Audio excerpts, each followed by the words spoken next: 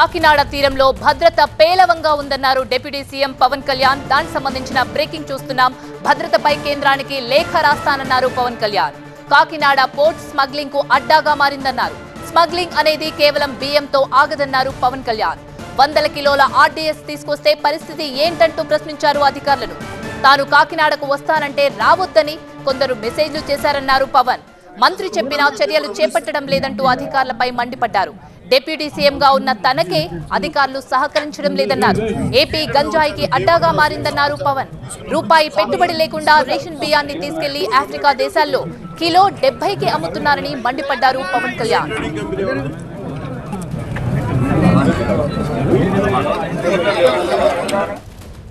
ఇన్నాళ్లు ఒక లెక్క, ఇప్పటి నుంచి మరో లెక్క అంటున్నారు డిప్యూటీ సీఎం పవన్ కళ్యాణ్.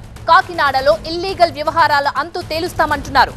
అయితే యాంకరేజ్ పోర్ట్ లో పర్యటించిన పవన్ కళ్యాణ్ అధికారులు, స్థానిక ప్రతినిధులపై ఆగ్రహం వ్యక్తం చేశారు. ఆయన అలసత్వం వహిస్తే ఊరుకునేది లేదంటూ వార్నింగ్ ఇచ్చారు.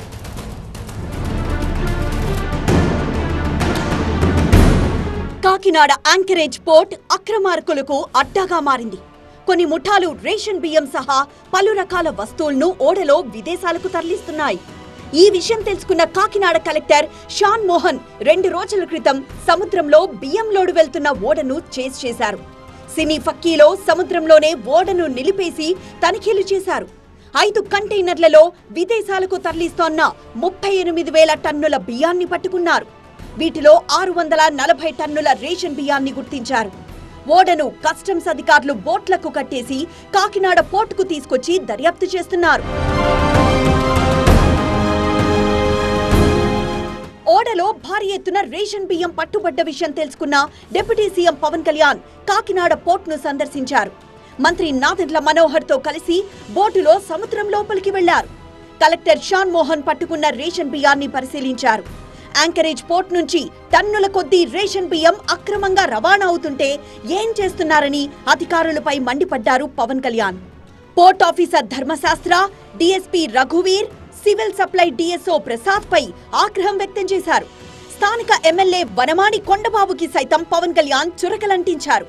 పోర్ట్లో అక్రమాలు జరుగుతుంటే మౌనంగా ఉంటే ఎలా అని ప్రశ్నించారు డిప్యూటీ సీఎం.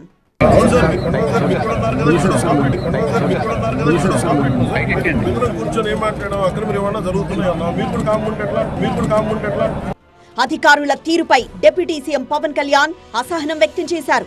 పట్టుబడ్డ బియ్యాన్ని పరిశీలించేందుకు వెళ్లిన తనకు అధికారులు సరిగా సహకరించలేదన్నారు పవన్ కళ్యాణ్. బియ్యం అక్రమ రవాణా ముఠా వేళ్లూనుకు పోయినట్లు కనిపిస్తోందన్నారు. లోపలికెళ్ళి చెక్ చేద్దామంటే ఈ అనుకూలంగా లేదు మీకు పైకి ఎక్కడానికి అని చెప్పి అక్కడే తిప్పుతున్నాను. నన్ను ఇంత ఆబ్వియస్గా నాలాంటి వాడికి ఇంత ఆబ్వియస్గా అందరూ చూస్తుండగా అంటే దీని వెనక ఎంత డీప్ రూటెడ్ నెట్వర్క్ పనిచేస్తాం మీ అందరికీ అర్థం. అక్రమ బియ్యాన్ని తరలిస్తోన్న వారిపై చర్యలు తప్పవన్నారు మంత్రి నాదెండ్ల మనోహర్. మరోవైపు మాజీ ఎమ్మెల్యే ద్వారంపూడి చంద్రశేఖర్ వల్లే కాకినాడ పోర్టుకు చెడ్డ పేరొచ్చిందని ఆరోపించారు ఎమ్మెల్యే వనమాడి కొండబాబు. రైట్, పవన్ కళ్యాణ్ కోపానికి కారణం ప్రభుత్వ ఉద్యోగుల అలసత్వమేనా? దీనికి సంబంధించిన పూర్తి అప్డేట్స్ సత్య అందిస్తారు. సత్య, పవన్ కళ్యాణ్ తీవ్ర ఆగ్రహం వ్యక్తం చేసిన సందర్భం మనకు కనిపిస్తోంది. పోర్టులో నిర్లక్ష్యం తాండవిస్తుంది అంటున్నారు. మరి దీనిపై ఎలాంటి చర్యలు తీసుకోబోతున్నారు? ఆయన డిప్యూటీ సీఎం కాబట్టి అక్కడ పోర్టుకి పటిష్ట భద్రత ఉండాలని ఆయన గట్టిగా చెప్తున్నారు. ఎలాంటి చర్యలు ఉండబోతున్నాయి ఇప్పుడు?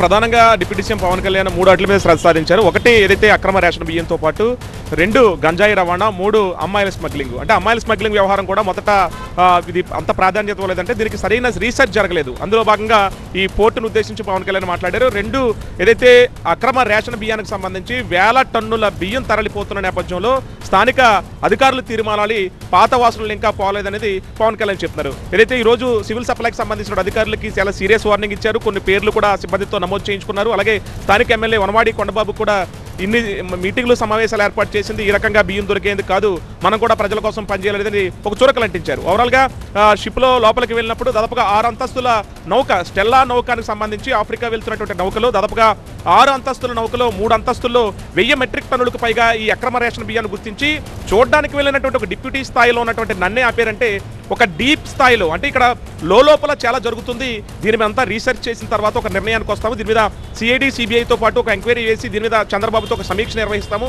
సమీక్ష నిర్వహించిన తర్వాత అధికారులు మార్చాలి. అంటే 1000 నుంచి 1300 రేషన్ బియ్యం లారీలు రోజు వస్తుంటే 16 మంది సెక్యూరిటీ మాత్రమే ఉండడంతో కాస్త అనుమానం వ్యక్తం చేశారు పవన్ కళ్యాణ్. అంటే 16 మంది ఉన్నారంటే ఇక్కడ ఏ స్థాయిలో అక్రమం జరుగుతుందనేది గుర్తించాల్సినటువంటి అవసరం ఉందంటూ కూడా మీడియాతో మాట్లాడారు. అయితే ఈ పోర్టు వ్యవహారానికి సంబంధించి వెనకాల ఎవరున్నా సరే గతంలో కూడా ఏదైతే స్థానిక మాజీ ఎమ్మెల్యే దూరంపూడి చంద్రశేఖర్ రెడ్డి 5 ఏళ్లు కూడా జరిగినాయి అంటూ కూడా ఇటు కొరవాడి కొండబాబుతో పాటు స్థానిక ఏదైతే నాదెండ్ల మనోహర్ మంత్రి కూడా ఫైర్ అయినటువంటి పరిస్థితి. అయితే పవన్ కళ్యాణ్ ప్రత్యేక శ్రద్ధ సారించారు. అయితే లా అండ్ ఆర్డర్ నా చేతిలో లేదు కాబట్టి కొన్ని చర్యలకి నేను ముందుకు వెళ్ళబోతున్నానని మరోసారి పోలీస్ వ్యవస్థ గురించి కూడా పవన్ కళ్యాణ్ మాట్లాడారు. అయితే అమ్మాయిల స్మగ్లింగ్ వ్యవహారానికి సంబంధించి రీసెర్చ్ జరగాలని కీలకమైన పాయింట్ కూడా ఉంది. అయితే ఉగ్రవాదులకు సంబంధించి ఒకవేళ పోర్ట్ ఏరియా నుంచి వస్తే 10 మందిని ఉన్నపళంగా కాల్ చేస్తే ఎవరు సమాధానం చెప్తారంటూ కూడా పవన్ ప్రశ్నించారు. ఓవరాల్ గా పోర్టు మీద ప్రత్యేక దృష్టి సారించారు. దీన్ని అమిత్ షాకి లేఖ కూడా రాస్తానంటూ కూడా కీలకమైన వ్యాఖ్యలు చేశారు deputy CM Pawan Kalyan. Right, thank you సత్య.